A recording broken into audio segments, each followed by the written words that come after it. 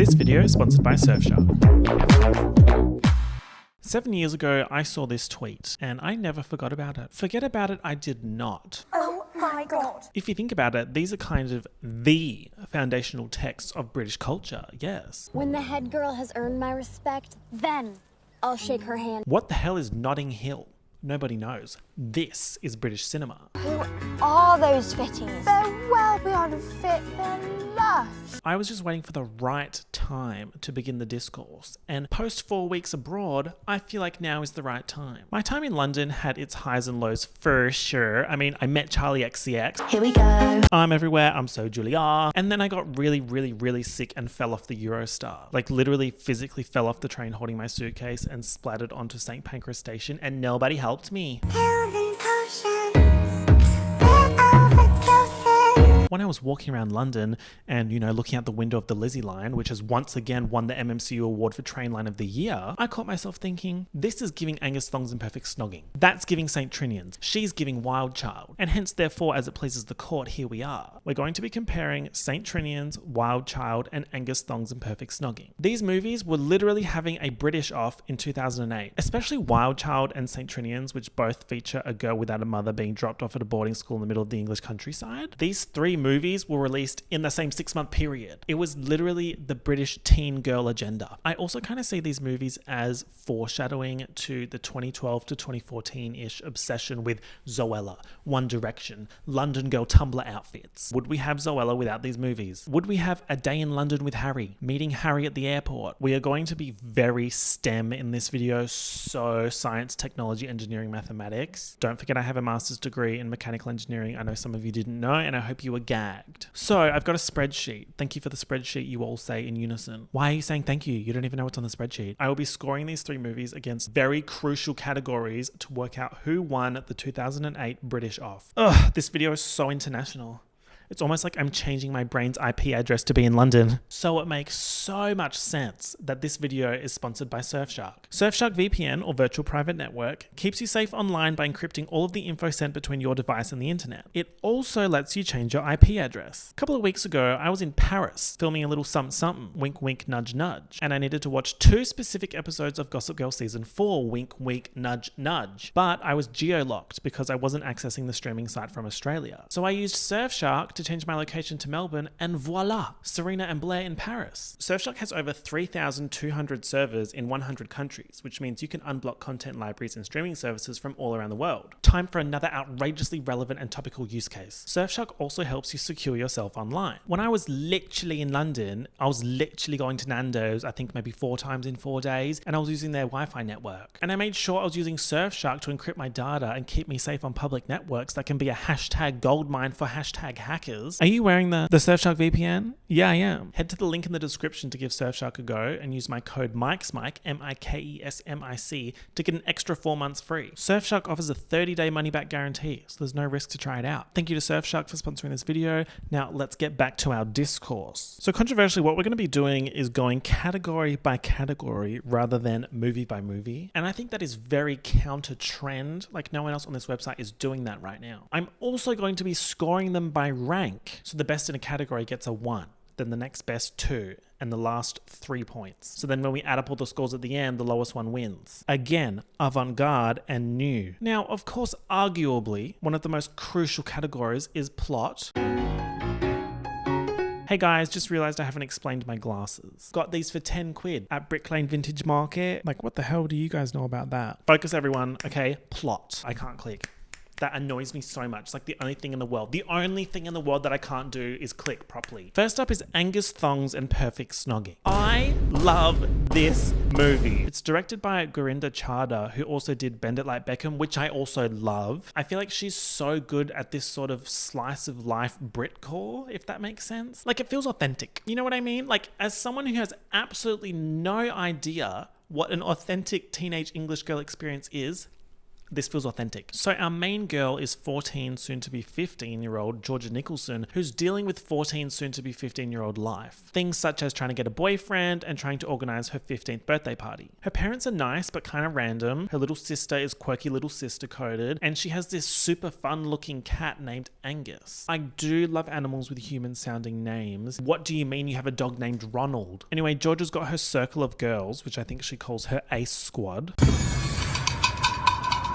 Jazz, Ellen, and Rosie. And I love them. They're great. Love all the interactions with each other. We get an indication of Georgia's personality and her social status as a kind of random girl when she turns up to a costume party dressed as an olive. Yeah, this is iconic. Her friends were also supposed to dress up as hors d'oeuvres, but they chickened out, so she's giving Olive solo, which is kind of diabolical. On the first day back at school, Georgia and her Ace Squad see two fraternal twins who are new at the school, Tom and Robbie, who's played by Aaron Taylor-Johnson. Robbie's also in a band. Okay, punk rocker with flowers in your hair. Georgia's like, okay, great. I absolutely need to pull Robbie. And Jazz is like, great, I'm going for Tom. After some choice appearances at the organic food store that Robbie works at, Georgia works out that Robbie likes cats. So Georgia's like, perfect. I've got Angus. Master plan alert. Master plan alert. I'm going to say that Angus ran away and then get Robbie to help me find him, thus forcing him to spend time with me and get to know me and fall in love with me. It's a genius plan. But then when Georgia and Robbie are looking for Angus, BFF Jazz actually does lose Angus in the park, which actually works in Jazz's favor because Tom helps her out and then asks her out. No such luck for Miss Georgia though. Turns out Robbie's dating her number one enemy, Lindsay, who she calls Miss Slag of the Century. There's actually so many iconic names and one-liners here, but I'm saving them for another category. Anyway, Georgia's dad gets offered a job in New Zealand. He goes over to suss the opportunity and potentially move his family over too. While he's away, Georgia's mum gets this guy to do some renos on the house, and this guy Jem is proper fit, like he's hot, and the mum seems to love spending time with him. So Georgia's like, what the hell, mum and dad are gonna get a divorce and mum's gonna go for this rando Jem. In the midst of all this, Georgia's trying to organise her 15th birthday party, which she wants at a club. But oh my god, evil Lindsay is having a birthday party on the same night to block Georgia. She's mad that Georgia's talking to her man and said, okay, I can play. Georgia hasn't kissed anyone before, so she decides to get snogging lessons from this Peter Dyer, who says she's a natural and he becomes obsessed with her. At a party, Peter tries to kiss Georgia again and they fall in a bush, and Robbie sees this happen, including Georgia accidentally flashing her underwear. Oh my god! Through BFF Jazz and her new boyfriend Tom, Georgia ends up hanging out with Robbie at the pool and he kisses her. Sorry, snogs her. He says that he needs to sort some things out and bails, and later on doesn't call Georgia or anything. It's proper rude. Georgia's mum gives her a copy of the book Men Are From Mars, Women Are From Venus. And after reading it, Georgia hatches a plan to make Robbie jealous by taking one of Robbie's friends to one of his gigs. It backfires, of course. Robbie doesn't want a bar of her after finding out that she used one of his friends like that. Turns out that info got to Robbie through Tom from Jazz, so Georgia's proper fuming at her BFF, now ex-BFF, and they have a falling out, hashtag girl so confusing. Sometimes I think you might hate me, sometimes I think I might hate you. Life sucks. Operation Maybe I Should Go Live With My Dad in New Zealand is a go. Georgia tells Robbie that she's leaving and he's like, no, I just broke up with Lindsay and I like you. Like, I still like you even after all this bullshit you've been pulling. He says he bailed after the pool because he didn't want to two-time anyone. Okay, maybe get some gentleman points. You still kissed her while in a relationship though. What's that about? So he likes her, but she's leaving. Oh my god. But wait, Georgia's not leaving. She's not going to New Zealand. Her mum organised a surprise birthday party for Georgia at the club with the help of Jazz, who was ex-BFF, soon to be back to BFF, and Georgia's dad is there. They're not moving to New Zealand. He's got a job back in the town. Her mum also organised for Robbie's band to play at the party, so he sings a song for her, and they're so back. And they're so on. I want to dance with Georgia. I want to dance with Jazz. I want to dance with Dad from New Zealand. I want to dance to Robbie's band. Evil Lindsay has been defeated. Also, turns out hot tradie Jem is gay. Next up, Wild Child. Enter stage left. Top 10 nepotism niece Emma Roberts as Poppy Moore, an out-of-control, bratty 16-year-old American girl, aka Malibu Princess, who is shipped off to boarding school in England after going too far with a prank on her father's new girlfriend. Key information: her mother died in a car accident, which later becomes a vehicle for growth, no pun intended. Poppy's been sent to Abbey Mount, which is giving countryside, all-girls boarding school, which is absolutely not Poppy's vibe. Poppy, Poppy, Poppy, Poppy, Poppy, love, love. She's American cell phone, tan, Louis Vuitton bag, hate everyone and everything consumerism core. Think Scream Queen's Chanel Oberlin before college. And this school is no cell phones, uniform skirt below knee, lacrosse core. Upon arrival, she's immediately enemies with head girl Harriet, has really nice headmistress Mrs. Kingsley, and is bunked with Kate, Kiki, Josie, and Drippy. As American girl whose biggest flaw it seems is being American, which I find really funny. She's not loving her new dorm mates, even though they're being so civil to her. Poppy wants out. Her plan is to be such a troublesome little shite that she gets expelled via honor court, a tradition where her crimes are judged by the headmistress, the prefects, and cohort. It's basically just like Judge Judy. Now, the headmistress's son is Freddie Kingsley, and he's played by Alex Pettifer, and nasty head girl Harriet is obsessed with him, but he takes a liking to crazy American girl Poppy. Hello there, Miss Poppy. He is so ridiculous to me. He feels so 2008 in the way that it was such a thing to make the male love interest in these high school movies just like a mini man, if that makes sense. He's kind of just like a late 20s man who's been aged down to be a teenager. Like, act your age. Go kick a football and play Fortnite. Skibbity toilet Riz. Have a good day. Skibbity toilet Riz. So Poppy's pissing everyone off, including the matron, who's so militant nun core. Over time, Poppy gets close to her girls, and they try to help her get expelled, and they get up to so many antics, including going after Freddie, which is crazy because he's the headmistress's son. Like, he's literally off limits. Are you bonkers? The expulsion extravaganza doesn't work, but Poppy ends up enjoying Abbey Mount and coining out with her girls. But then her new friends and Freddie find some supposed emails from her to her evil friends back in evil America saying how backwards the school is. Drama. Then she accidentally sets a curtain on fire. Drama. She puts this little fire out. Yay, happy days. Then the school is on fire. And Poppy, post becoming a good person, owns up to it. She also finds out that her mum actually went to the same school back in 1976. Oh my god, you wouldn't read about it. She gets taken to honor court, where Harriet is more than happy to grant her wish, which she no longer wishes for, of being expelled. But Harriet slips up and mentions the lighter that Poppy used, which no one could have known about unless they were there. Turns out Poppy did put her fire out, and then Harriet lit the school on fire to try and get Poppy expelled. Harriet gets expelled. Poppy queens out with her girls. I'm going to give this plot a 3 because I feel like I've seen it before. And well, yes, maybe that's because I have literally seen this movie before. But I mean, I wasn't gagging. Like, I felt like I knew where this was going the whole time. One of my favorite things about this plot is how being American is seemingly one of the worst things she could do. And that line of thinking doesn't get resolved. Like, all of her American friends end up being the worst. And when she's back in Malibu at the end of the movie, she's with her new British friends. And it's like she sort of found her Britishness. Even the contrast in how the movie shows America at the start of the film as evil, consumerism, oversaturated fakeness. And then Abbey Mount is so earthy and homey and real. Is that a sentiment that the British girls have? Is that canon? St. Trinians, let's go.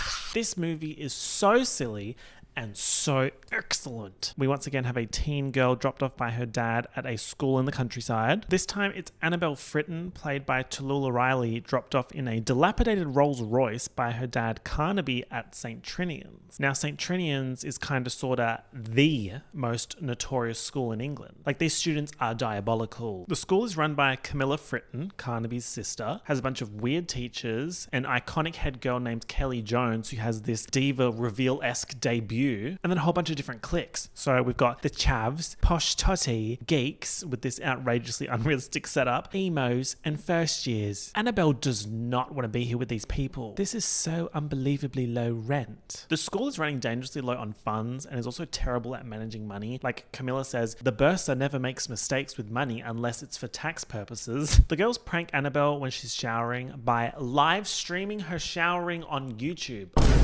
She's mad as shit and tries to call her dad to pick her up, and when he fobs her off, she whacks her phone with a hockey stick and breaks a statue, but the hockey coach sees and recruits her to the St. Trinian's team. The team plays against Cheltenham Ladies College, which is the school that Annabelle used to go to, and has this psychotic captain named Verity Thwaites. We find out that Verity's father is Education Minister Geoffrey Thwaites, played by Colin Firth, who appears to have a romantic history with Camilla Fritton. He's also in charge of school reform, and after seeing how insane St. Trinian's is after he ventures into the school school during the hockey match and sees that they're literally making vodka and running a chat line, he decides to start his whole school reform regime by focusing on St. Trinian's. The girls are in some kind of partnership with this guy Flash Harry, who's giving seedy criminal, and together they illegally make and distribute this vodka and a whole bunch of other shit too. This man, Flash, is obsessed with head girl Kelly and asks her out. Stay away from her, get a job. There's also a new English teacher, Miss Dickinson, played by Lena Headey. A representative from the bank shows up and says that the school owes £500,000, and if they don't pay immediately, the school will be shut down. So now the girls are plotting on how to quickly get £500,000.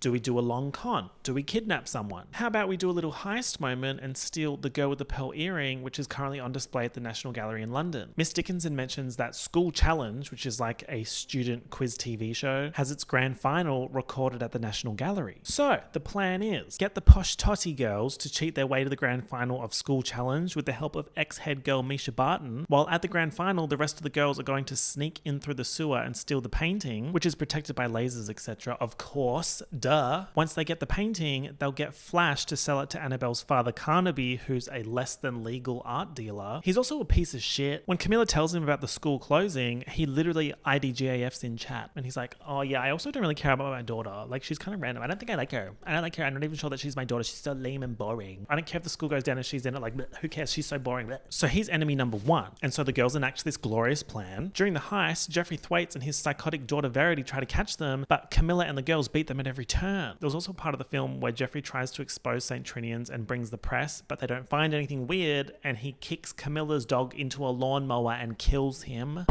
So he's evil. Turns out Camilla is an excellent painter and painted an exact replica of the girl with the pearl earring, which Flash sold to Carnaby, and then the girls find the real painting, getting another £50,000 reward on top of the money they'd already sold the fake painting for.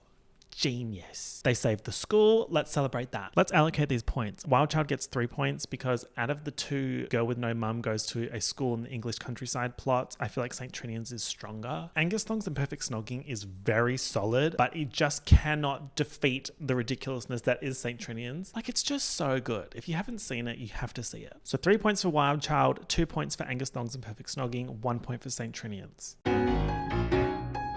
Wild Child immediately gets points because I had a visceral reaction to hearing the matron speak. Welcome back, kiddos. Oh my god, that's literally Moaning Myrtle. That aside, I feel like Wild Child gets a 3 for Britishness in casting, simply because the main character is played by Emma Roberts, who is not British. I am number 4. Me when I'm number 4. Whenever I see Alex Pettifer, I think of 2 things. 1 being a number between 3 and 5, and 2 being Petty Fleur from Real Housewives of Melbourne. Just listen to me, sugardaddy.com. Wild Child also has a cameo from Nick Frost, and I do like Shaun of the Dead and Hot Fuzz, and I would say that those are iconic British films if iconic British films weren't restricted to teen movies released in 2008, which they are.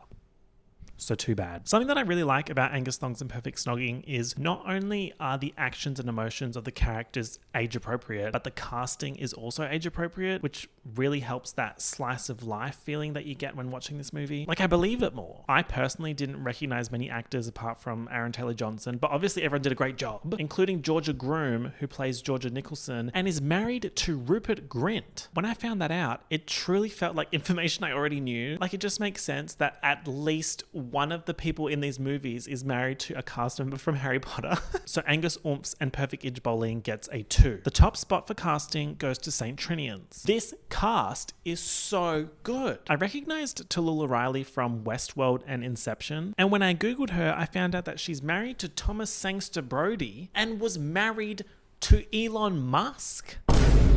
What the hell? Question mark, question mark, question mark. We've got Rupert Everett playing both Carnaby and Camilla Fritton, and I'm sorry, but I will always be gagged by one actor playing twins. Like, that is talent. Paloma Faith is the main emo girl. Only love can hurt like this. AF. Gemma Arterton is icon head girl Kelly Jones. Stephen Fry is Stephen Fry. Queen Cersei Lena Headey is Miss Dickinson. Misha Barton's role as PR guru ex-head girl JJ French is so ridiculous. The whole time she's just got like an American accent. Even though she's the ex-head girl of this all-girls boarding school in the English countryside. Colin Firth is Jeffrey Thwaites, but there are levels to this. There's a scene where he gets pushed into a fountain and he walks across the grass with a wet white shirt, which I think is like a thing from when he was Mr. Darcy. Speaking of Mr. Darcy, that's the name of Camilla's dog, who exclusively humps Colin Firth's character's leg. Also, when the girls decide that they're going to steal the girl with the pearl earring, one of the posh totty girls says, "Please hold."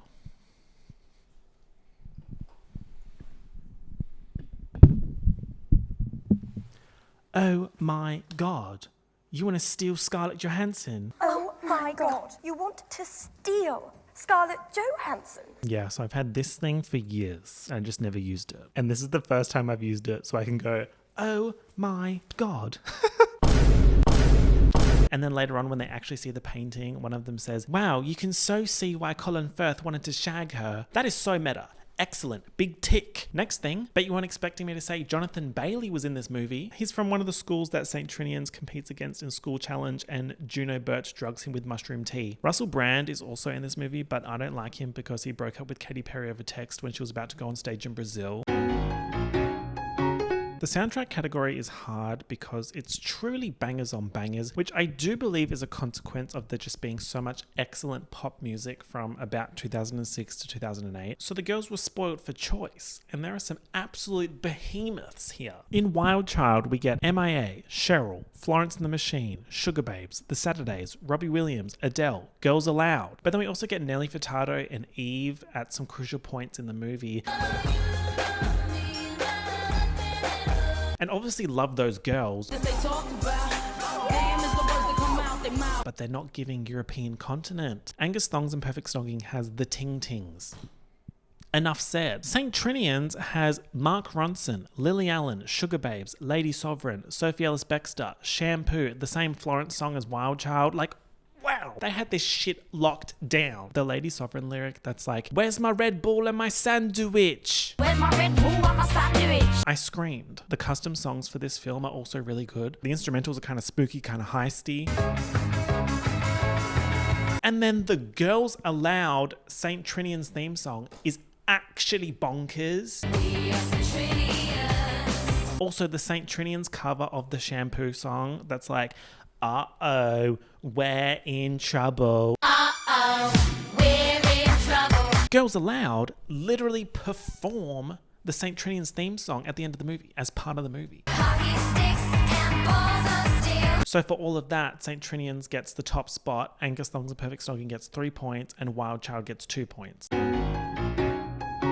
This category, dare I say it, is even harder. Let's have a look at some of the quotes from Wild Child. When the head girl has earned my respect, then I'll shake her hand, biatch. That is Butters. We've got ourselves a Sula, which is sweaty upper lip alert. You have to snog Freddy, Chip Butty, Heridius Cow. Even just saying going into town gets points, I feel. It feels authentic based on my experience of no experience at all. A cultural reference that really stands out for me here is evil head girl Harriet dressing up as Keira Knightley for the school formal. Like, that is a reference. Keira Knightley really ran circles around the girls in the 2000s. She's such a good example of a face that I believe hasn't seen an iPhone. When I see her in a period piece, I'm like, yeah, you haven't seen an iPhone. I'm not sure if I personally have iPhone face. Guys, do I have iPhone face? Be honest. St. Trinian's has some great dialogue too, such as, this school is so unbelievably low rent. My brain don't kick in until Wednesday when I've been out caning it all weekend. Does anyone have any smelling salts? No, but I've got poppers.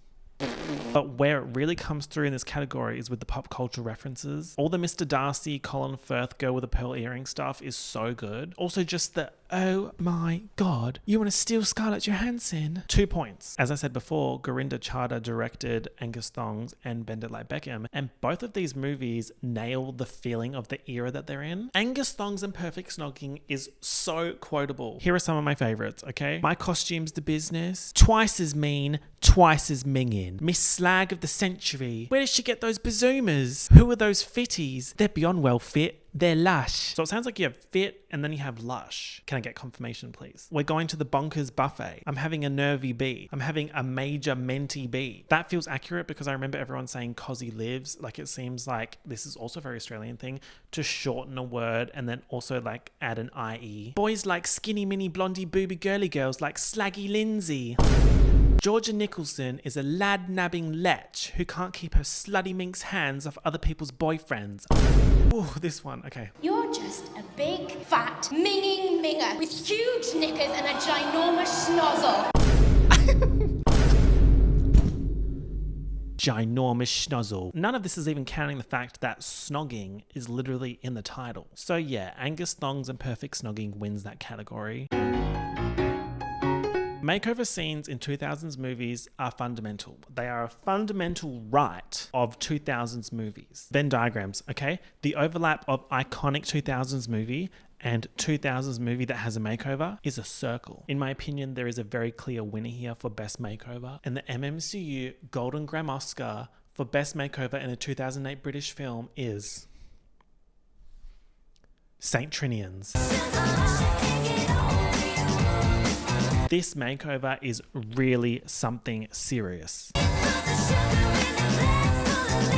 About 2/3 of the way through the movie, Annabelle is given the makeover to end all makeovers. She gets transformed into a chav, into a geek, a posh totty, an emo, all of it. It's so good. Even just the attention to detail. When she gets the geek transformation, all the pictures are perfectly lined up and perfectly uniform because it's geek. The attention to detail. Wild Child sort of has a couple of makeovers, with the girls going to town and finding outfits for the dance at the charity shop, and then the scene where Poppy changes her hair from blonde back to natural brown with Nick Frost. Any relation to Joe Frost, by the way? Your follicles are in a crisis. I'm on my way. Angus Thongs doesn't really have a makeover, but Georgia does bleach a section of her hair for a new look for her new life post destroying everything. So that kind of counts, but not as much as the other two.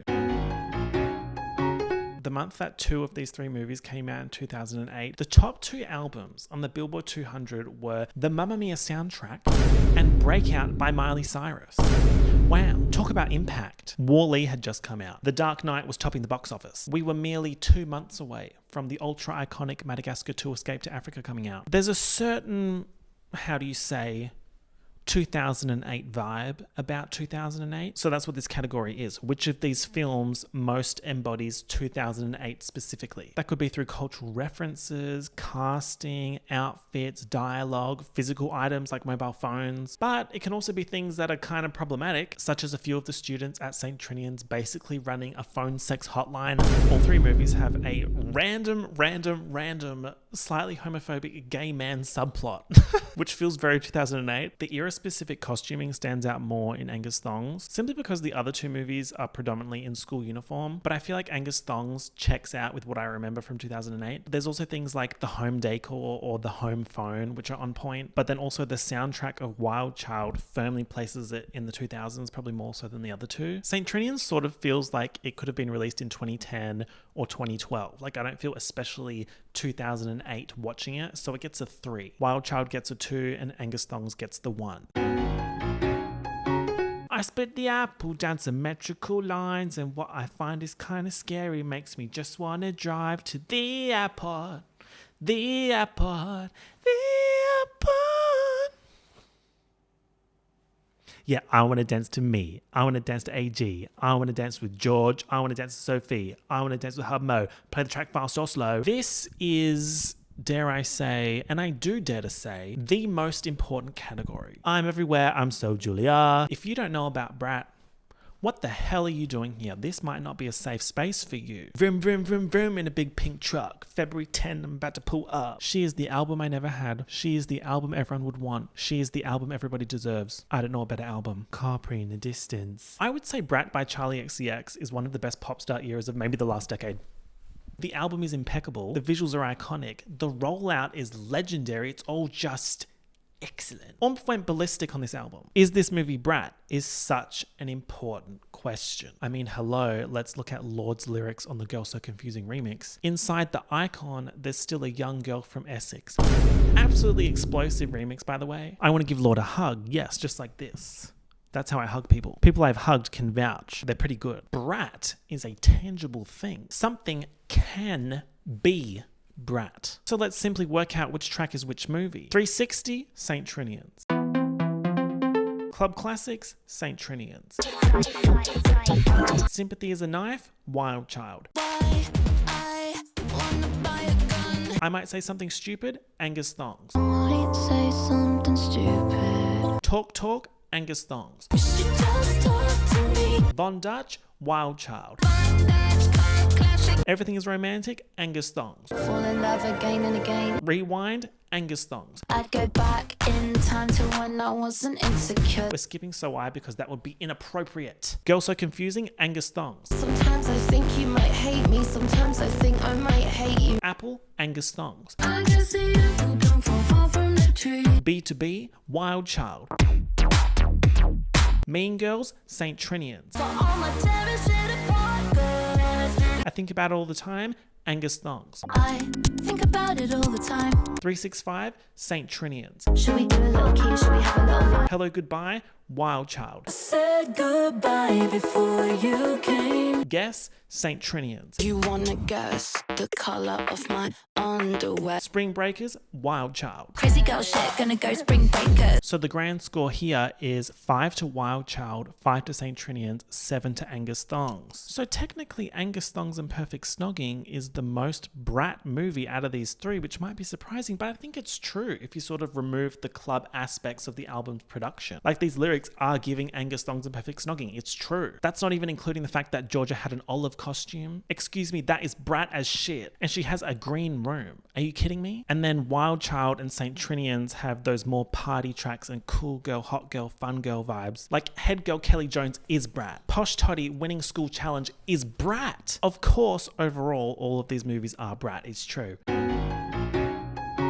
The next category is the Juno Temple score. Juno Temple is an actress who is in Wild Child and in Saint Trinians, which I think is really funny. She had that quirky schoolgirl thing down. So because Angus Ormps and Perfect Itch Bowling doesn't have Juno Temple in it, it gets a Juno Temple score of 3. Saint Trinians gets a 2 because it has Juno Temple, and Wild Child gets a 1 because the Juno Templings feel especially Juno Temple. She gets locked in a freezer during the school fire, like she is crucial. We actually also had Kimberly Nixon playing Bestie Kate in Wild Child, and then evil slag of the century Lindsay in Angus Thongs and Perfect Snogging. But this is the Juno Temple score because of how funny I think it is that she's in two movies that are fundamentally so similar. Also, actually, the actress of Harriet in Wild Child is in Saint Trinians 2, which is a whole other kettle of fish. When I was researching this, I thought, oh, maybe there are other casting links that link all three movies. Maybe there's one person, even in the background, that's in all three movies. So I did something that I never do because it's not classy. I asked ChatGPT. I thought, okay, I've been dunking on Miss ChatGPT since the beginning. Maybe I'll give her a chance to prove herself. So I searched, are there any actors in Wild Child that are also in Saint Trinians and Angus Thongs and Perfect Snogging? And she came back and said, well, yes, there's actually 2. The way in which these are just complete lies and Miss last name GPT, first name Chat is presenting them as fact, you've got to be kidding me. These actors have roles across all 3 films, showcasing their versatility in different comedic teen-oriented movies. Like, that's a statement. Like, she's so sure of herself, like, yep, these are facts. Yes, Georgia King plays Harriet. In Wild Child, not Saint Trinians, so immediately shut up. Kate in Wild Child is Kimberly Nixon, who's also in Angus Thongs and Perfect Snogging, so get your facts straight. And then Jem is literally a gay man. I am so scared of people who just take ChatGPT as gospel, like, bro, open the AI schools. This next example, like, actually, what are you talking about? Brr. There is no Isabella in Angus Thongs. This is Peaches in Saint Trinians, and this is Harriet in Wild Child. And then this is Eleanor Tomlinson. ChatGPT, get out of my face, go back to AI school, and come back when you actually know what you're talking about. Bye. This category is the second most important behind Brat and obviously more important than plot. MMCU stands for Mike Cinematic Universe, and while a Brat score is a tangible and scientific score, an MMCU score is more of a feeling. It's sort of twofold. Does this piece of media feel like it belongs in MMCU? And does this piece of media reference other pieces of the MCU? For example, in Wild Child, Poppy sees a picture of her mother attending Abbey Mount in 1976, and they look exactly the same, and it's like, like mother, like daughter. But through an MMCU lens, this is like the Lost Season 5 1977 Dharma Recruits photo. No further details, RE spoilers. But things like that score very highly on the MMCU scale. Another Wild Child example, ballet flats. There are heaps of ballet flats in this movie, and I hate to say it because I know they're having a moment right now, but I'm anti-ballet flats. I have a smell memory of being at a friend's birthday party, dare I say, in the 2006-2007 realm. And everyone's taking their shoes off to go into the lounge room, and all the girls take their ballet flats off.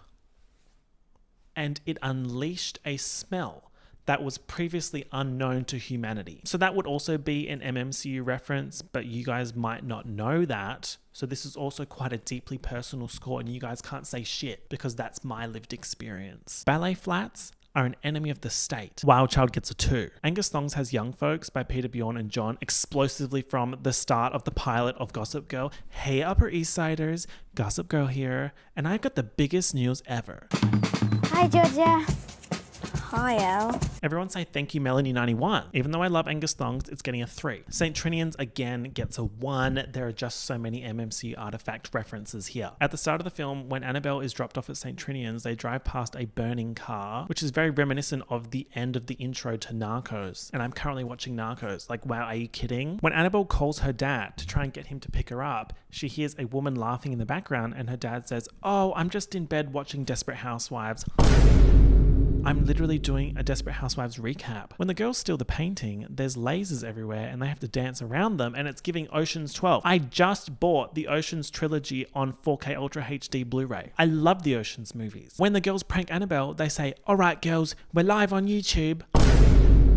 Wow. When they're trying to think of ways to get the £500,000, Juno Birch says, "Confidence trickery, conning." Like James Sawyer Ford. 4, 8, 15, 16, 23, 42. You would not believe it. And then finally, and perhaps the most shocking of all, 16 minutes into the film, the school secretary buzzes Camilla's office and the buzzer makes this noise.